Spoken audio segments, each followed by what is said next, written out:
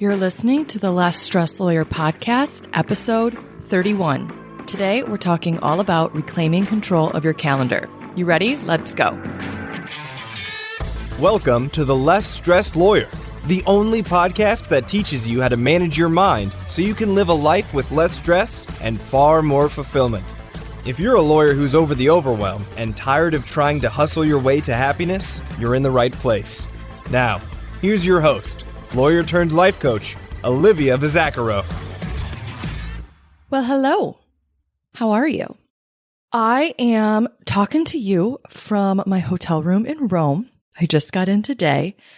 And I know I mentioned in the last episode, I'm kind of being a world traveler right now. I'm bouncing from city to city. And it was my original intention to record a podcast episode in every single city that I'm in, so I could kind of take you guys with me as I travel. But I was just in New York just for a really short period of time, just a couple days. And it was such a whirlwind. I had a really packed calendar and it just didn't work out for me to be able to record an episode while I was in NYC. But to kind of fill you guys in, I was able to, like I mentioned in the last episode, meet with two friends that I have only ever met online or through Zoom because I met them during the pandemic. And it was amazing. I got to go to dinner with one of them. We had such a good time. He treated me to an amazing dinner at an Italian restaurant. It was just so perfect. And then I got to meet another girlfriend of mine. We have become like best friends since the very beginning of quarantines, as I like to call them. And we had this phenomenal lunch together. We talked for hours. It was so much fun being able to finally like hug and squeeze her in person. I just had the best time. So far, so good as far as travel is concerned.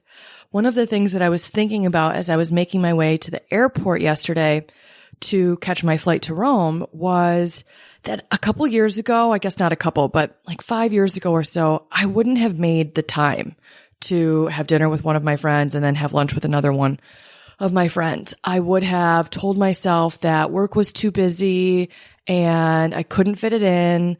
And I would have flown straight to Rome. I wouldn't have extended my layover in New York to be able to stay there for a couple days. I would have just had that narrative about time scarcity in my head. And I would have cut everything short and probably had been working a lot while I was traveling. And even though I'm recording the podcast, other than that, I'm not working. I'm not meeting with clients while I travel. It's just some downtime for me to give my brain a rest, get some really good ideas, prep for all of the exciting stuff that I have coming up. So it was wild to think about how much I've grown and how I've transitioned and how I've transformed into a person who's so much more calm, much more intentional, and someone who really makes time for those memories, those really unforgettable moments that you only get a few opportunities to create in your lifetime with friends. So if you are like old me right now, take this as your sign to become someone to start to make that transformation, that transition to becoming someone who makes the time to stay an extra day to go to dinner, who makes the time to stay an extra day to go to lunch. Squeeze in those moments with the people in your life that really matter. You will be so grateful that you did in the long run. You get one life. I just wrote an email about this. I send out an email every Friday to my email list, and it's just a little dose of inspiration. So if you're not signed up for that, head to my Instagram, and there's a link in my bio where you can get on that list. So you get those little doses of inspiration straight to your inbox. But I just wrote an email last night while I was at the airport to my list talking about how you get this one incredible life. You get one chance at it. Make sure it's a memorable one. And I promise you, coming from the girl who used to work a ton on vacation, I did doc review poolside. Bless my friend Navila's heart. She has put up with me lawyering while traveling for several trips back in my big law days. But you want to make sure you're making the most of your life. So figure out where you can squeeze those moments in and squeeze them in. All right. Speaking of Navila, she is getting ready to meet me in Rome. And I think this is the first trip that we've taken together since I quit practicing law. So she is in for a much calmer version of me. I'm sure she's excited. All right. With that being said, I want to dive into today's topic. So as you know, we've been talking about the 3 Ps, people pleasing, perfectionism, and procrastination. And now we're in the time management portion of this series, really the fundamentals of the coaching that I do. And we've talked about the mindset that you need to start to cultivate. And I set you up in the last episode talking about the overarching 3 steps that you need to take to manage your time, reclaiming control of your calendar, planning your schedule accurately, and following the plan. But what I want to do is go in and do a deep dive into each one of those 3 steps, so there's no confusion about what it looks like to take action and make those changes, implement those changes as you go through these 3 steps. And this is really the meat and potatoes of the time management series, these 3 steps. You don't have to overcomplicate it. One of the things that I see people do with time management is when they're really struggling with it, they consume all of this time management content. I used to be guilty of doing that too. And it's too complex. You have to categorize between what's urgent and important. And there are a lot of tactics, and maybe you need to use certain apps. And while technology is great, I find that that is just a way that we are one step removed from what we actually need to be doing, which is following these 3 steps. They're so simple. There really isn't much room for confusion, and you get to let it be this simple. I think people like to think that time management is difficult. And one of the things that I'm always telling my clients is that it's not necessarily difficult. It tends to just be uncomfortable. And we love to conflate ease with comfort. And we want to make sure that we're using the appropriate terminology where it fits. So time management, these 3 steps, reclaiming control of your calendar, planning your schedule accurately, and honoring your plan, they're not difficult. Climbing Mount Everest is probably difficult. I have a friend who just climbed Mount Kilimanjaro, and I'm sure that was a difficult challenge, right? This isn't that. But managing your time, sticking to your schedule, controlling your calendar, not people-pleasing, starting work when you say you're going to, finishing on time instead of indulging in perfectionism, all of that stuff is uncomfortable. So you want to figure out what type of discomfort comes with doing each of those steps so you can implement them and overcome those negative emotions. Now, one of the reasons that I love the simplicity of knowing these 3 steps is that it makes it so easy to evaluate how you spend your time and what you're doing. So I mentioned to you in the last episode, talking about if you always feel like you're behind, how you want to evaluate. You want to go through and identify the specific reasons that you're always behind. And if you're working on time management and you're struggling to manage your time, you similarly want to conduct weekly or daily evaluations. And those are going to be simple too. You're just going to ask yourself what is working, what is not working, and what can you do differently moving forward to correct what isn't working. You always get to bring it back to those 3 questions. What's going well? What's working? What's not working? What will I do differently? And you want to bring that evaluation back to these 3 rules. Where did I not control my calendar? Where did I not plan accurately? Where did I not honor my plan? And then why? Always asking why, because that has so much really helpful, beneficial information, really great intel there. So why didn't I control my calendar? Thoughts that you're thinking or negative emotions you're not willing to feel, right? Why did I not plan accurately? Did I do the math wrong? Why did I not honor my plan? Again, negative thoughts you're thinking or negative emotions that you're unwilling to feel. So you can use these 3 steps as a framework for consistently improving. And if you're evaluating and you're figuring out what you're going to do differently moving forward, you're always going to be making these small incremental improvements. And that's how you become wildly better at time management over time. It may not happen overnight, and that doesn't have to be a problem. That's okay. You're going to make consistent progress in this area if you stick with it, practice these 3 steps, evaluate meaningfully, and keep going, keep tweaking to improve. Okay. Now let's talk about step 1, reclaiming control of your calendar. And the reason I say reclaiming is because most people aren't controlling their calendar. So really it's control your calendar. That would be step one. But for those who have ceded control over their calendar to the other people in their lives, we want to reclaim that control. All right. We want you in the driver's seat of your schedule. So what does it mean for you to reclaim control of your calendar? First things first, I want you to check in with yourself and be really honest here. Do you think that other people have control of your time? Do you think other people have control of your calendar? A lot of my clients do. All right. So I want you to do a little bit of an audit here. Think both in your personal life and in your professional life, who has control instead of you? And if you've heard me talk about this before, you know where I'm going with this. I'm going to tell you that it's a lie. Right? You're always in control of your calendar. You're always in control of how you spend your time. You always get to choose. And if that feels like a really foreign concept for you, if that feels very untrue, I really want you to sit with that for a second. You can pause this episode and just give yourself a few minutes to really think about it and find the lie. Find where you're making the choice. Find where you're exercising agency and control. One of the examples that people give me all the time is that courts control their calendar. And I understand that a court can set a date, right? But you choose to attend the court date. I know it may not feel like it, but you do. You actually make a decision and you choose to go because you don't want to suffer the consequences of not going. Also, a lot of people are able to reschedule court hearings and get adjournments and get another date on the court's calendar. Same thing goes with closings. If you're a transactional attorney, people frequently tell me that they don't have any control over when the closing date is and that they can't move it. And then a couple weeks later, we talk and the closing date gets moved, right? For one reason or another. So I really want you to find the lie here where you're telling yourself that you don't have control. You do have control. Find it. Find where you're making the decision. Same thing goes with people with kids in their personal lives. You may think that your kids control your time, or maybe your spouse controls your time. Figure out where you're making the choice.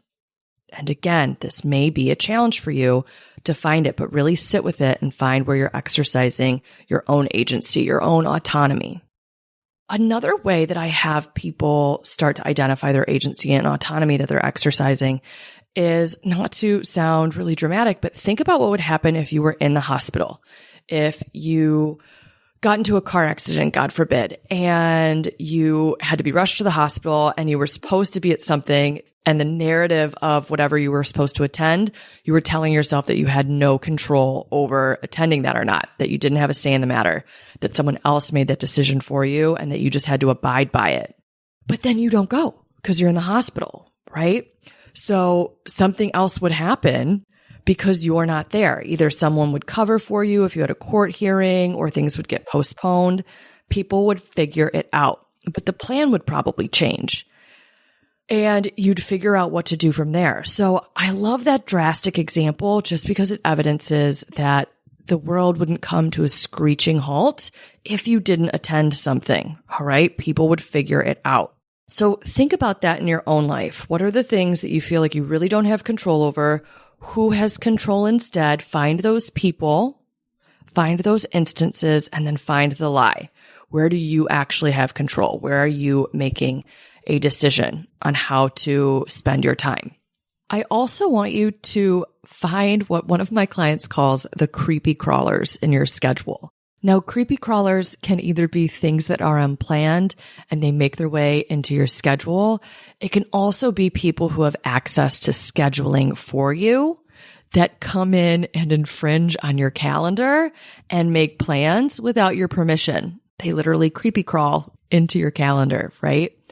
So I want you to think about that for a second and find the creepy crawlers in your schedule. Does anyone have access to your calendar? Do they schedule for you? I know a lot of people work in organizations, whether it's a law firm or a business, and people are able to see their availability. And then they're able to schedule things based on the availability that they see. If that's the case, we want to make sure that we eliminate that as much as you possibly can. So you can go in and block off your time and really limit your availability for other people to do that. Or you can just take away the ability for people to schedule for you altogether. Now, again, remember, not hard, but uncomfortable. This may be uncomfortable for you to do, for you to go into your calendar and operate differently than the rest of your team, for you to block off entire days so people can't schedule for you. So it appears that you're busy instead of available. And if that does make you uncomfortable, I really want to challenge you to think about why. What are the thoughts that are making you feel uncomfortable? And get really specific about what uncomfortable you are actually experiencing, what type of discomfort you're actually feeling. Is it guilt? Is it worry? Right? Those are two of the big ones. So you want to make sure you're identifying that and asking yourself why. What are the thoughts that are causing you to feel those emotions?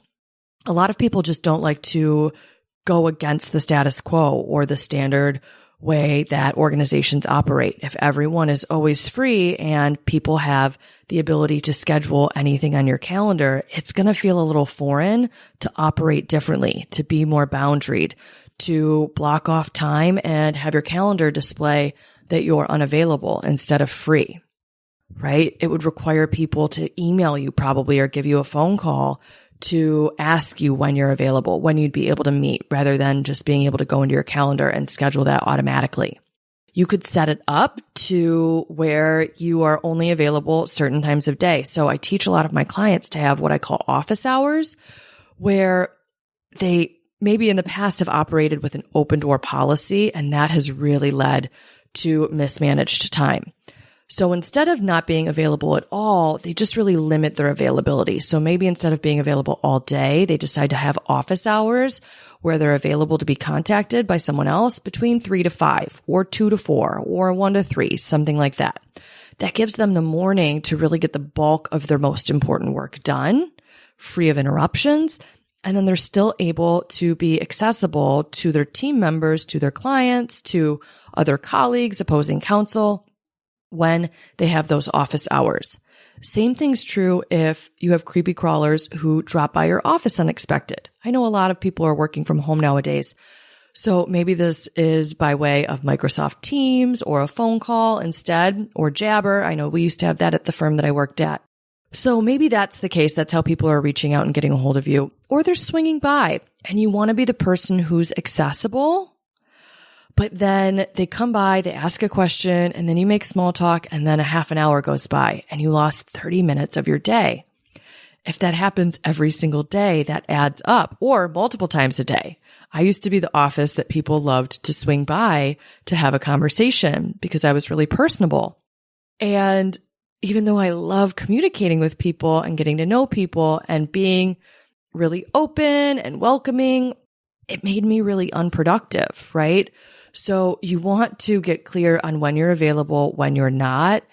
Have those office hours if it makes sense for you to have them, and be able to tell people, hey, I can't talk right now. I'm in the middle of something, but you can come back today at 3. I've got time then. And you just plan on it. You build it into your schedule. You know that if someone comes by unannounced, that you limit that interaction as much as you can. If possible, you limit it completely so you don't get thrown off schedule. You don't let other people have control over how you spend your time. And if they're able to just swing by and spend as much time as they want with you, they're controlling your schedule. A better way to say that is you're letting them control your schedule. But they're dictating essentially how you spend your time because you're not controlling it yourself. So you want to reclaim control of your calendar that way. Another example or pushback that I hear from people all the time, they're like, well, it's my supervisor who swings by or my supervisor who calls me unexpectedly. And I don't have control over that. They outrank me. What am I supposed to do? And I really want to encourage you to tap into your resourcefulness and get creative and think about how can you still exercise control? How can you reclaim control of your calendar? Now, one of the things that I teach my clients to do is to head them off at the pass, essentially. So if you know that a partner that you work for loves to swing by in the afternoons or a couple times a week just to talk about a case, reach out to them first and schedule a standing meeting so they know that they're about to meet with you. It will reduce the need for them to swing by unexpectedly. Same thing if you are supervising others and they love to come to you with a lot of questions and it ends up being really disruptive to your day.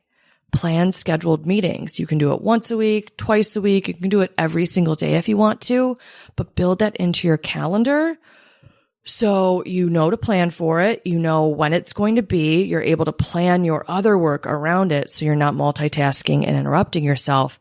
And you can also limit the amount of time that you spend in those meetings, in those exchanges. So if you want to spend 15 minutes or 30 minutes, you can plan for that and then keep it to that time frame.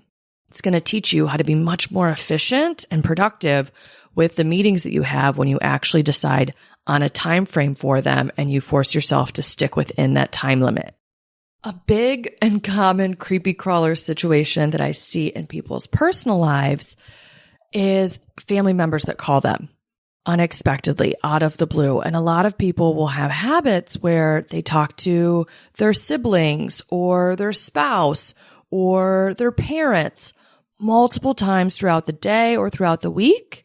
And if that's you and it sucks up a lot of your time and you want to limit that, again, you can also decide, here's when I take these calls, here's how frequently I take them, and here's how long they last. And you don't have to do this in a way that feels really restrictive. I talk on Fridays to my friend Sherry. She's the person that I had lunch with in New York. And we talk for hours on Fridays, but we plan it into our schedule. I normally talk to her after I've gone to the market and I've gotten everything that I need for dinner. And I'll start to cook dinner and we'll talk for a couple hours about business and just our lives and everything. But we've built that time, that really leisurely, luxurious amount of time into our schedule. So it's not like it's stealing from anything else. It's not like it's keeping me from accomplishing anything else. I've built that into my schedule.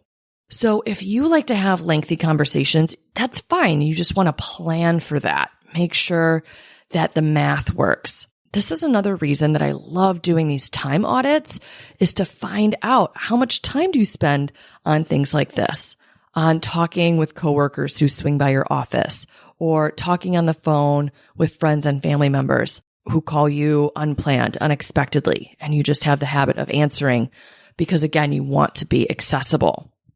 You're going to start to decide, how accessible do you want to be? Do you want to be so accessible that it prevents you from managing your time? If the answer is yes, and you love your reasons for that, amazing. Chances are, though, if you're listening to this podcast episode and you're really trying to work on time management, you're probably not going to love your reasons and you're going to want to make a change. So you want to be doing these time audits, gathering all this intel, learning about yourself and how you're currently spending your time, where you're ceding control of it, and start to reclaim it. Now, with a boundary, you can decide, if you call me more than once a day, I don't answer, right? I call you back the next day. If you want to talk longer than an hour, I'm going to tell you that I have to get off the phone and that I'll talk to you tomorrow or later in the week. You really get to decide how you show up, how you spend your time, and how you limit those interactions so it works for your schedule. A lot of people also spend a ton of time on the phone with their family for one of two reasons. Number one, they do it because they feel guilty. I especially see this with clients who spend a ton of time on the phone with parents. Their parents call them, and of course they do. They want to talk to you. You're their children. They love you. And maybe they're a little bored, especially if they're up there in age. So you might be a form of entertainment for them. I also find people, whether it's friends or family members, they love to buffer, avoid something else with a form of instant gratification or pleasure. They love to buffer with conversations with friends and family. So you may notice that someone is using a conversation with you for that reason, to accomplish that. And if that's the case, it's all right for you to say, you know what? You got to call someone else. I love you and I can't talk right now. Just because you're not available to talk right now because you decide you're unavailable, that's plenty good enough reason. Just because you're not available doesn't mean you don't care, doesn't mean you don't love someone, and it's okay if they don't love your lack of availability. That's all right. We get to let them not love it. We get to let them be a little uncomfortable about it. And that's going to be one of the main themes here with this first step, with reclaiming control of your calendar. You're really going to have to exercise feeling a little worried, feeling a little guilty about having boundaries, about being really boundaried about how you spend your time, about not being as available as maybe you have been in the past. You're just going to allow that negative emotion to be there. And it will decrease, because what you're going to prove to yourself as you start to be more boundaried with your time and control your calendar more than you have been, you're going to see that people don't mind. And that is going to be so freeing for you. You're going to see that the world doesn't stop spinning on its axis. People are really okay with you limiting your availability and being more in control of your calendar. They will take what you give them. They really will. So you get to limit what you give them. It gets to be okay, and they will survive it. You will too. Now, the pushback that I get here from people who have that guilt come up, who have that worry come up, who have that fear come up around setting boundaries and being more in control of their calendar. They say to me, well, what if someone's upset? Well, I want to be accommodating. I want to be responsible. I want to be responsive. And I think you can be all of those things and still be very boundaried with your time. I don't think that I'm inaccessible or that I'm irresponsible because I'm very boundaried with my time. People still get access to me, but on my terms, not on their terms, right? And it's no one else's job to respect my boundaries around time other than mine. I see that happen all the time with people. They say, I can't believe that this person's just so disrespectful of my boundaries. They don't respect my time. They don't respect my schedule. It's not their job to. It's your job to do those things. So I think you can do both. That's absolutely true. You can be boundaried and be accessible and be accommodating and be helpful and be responsible and be responsive. All of those things. But I do want you to give some thought to, what do you care about more? Let's say one of those things, it's not necessarily an either or, but something has to beat out the other. All right. So I want you to think about, what do you want more? Do you want to be accessible, or do you want to manage your time? Do you want to people please other people, or do you want to manage your time? Do you want to spend time making other people comfortable, or do you want to manage your time? Do you want to be hyper responsive, or do you want to manage your time? Those are really important questions for you to ask yourself and answer. And you want to be brutally honest with your answers here, okay? You want to know and love your reasons for ceding control of your calendar if you decide to cede control over it. Most of the time, you're probably not going to love your reasons. And if that's the case, you want to make a different decision about how you spend your time. And it's probably going to require you to feel those uncomfortable feelings that I mentioned earlier. Now, again, that'll be temporary, because you start to get the result of spending your time how you want to spend it. You start to get the result of having a lot of control over how you spend your time, what you do with your time, what you're able to accomplish in a given amount of time. And that feels really powerful and really empowering. So it'll become pretty addictive once you get the ball rolling with controlling your calendar and reclaiming a lot of that control. You're going to want to do more of that. You're going to be much more restrictive about who gets access to you, when they get access, because you're going to be able to accomplish so much more of your best work when you're controlling your time and you're not letting in those creepy crawlers. Couple other examples of creepy crawlers, just so you can be on the lookout for them, is unscheduled phone calls, being in your inbox constantly throughout the day. And if someone emails you, feeling like you need to get back to them immediately, so you drop what you're doing and you respond. Allowing people to schedule for you at all times of the day rather than within predetermined times that you've set up. Letting people linger, right? Letting people draw out an in-person meeting or a virtual meeting, right?